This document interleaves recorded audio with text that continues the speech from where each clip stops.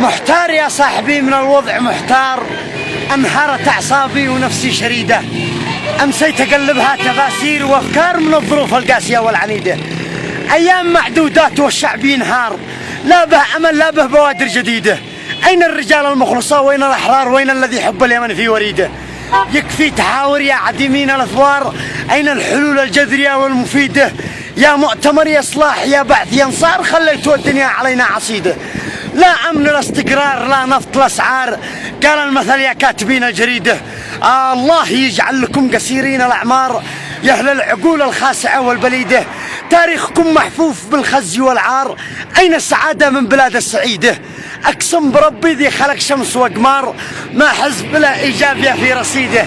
يا قادة اهل اليمن يا قادة اهل اليمن شلوا اخمار، وكل قايد حزب يوكل حفيده.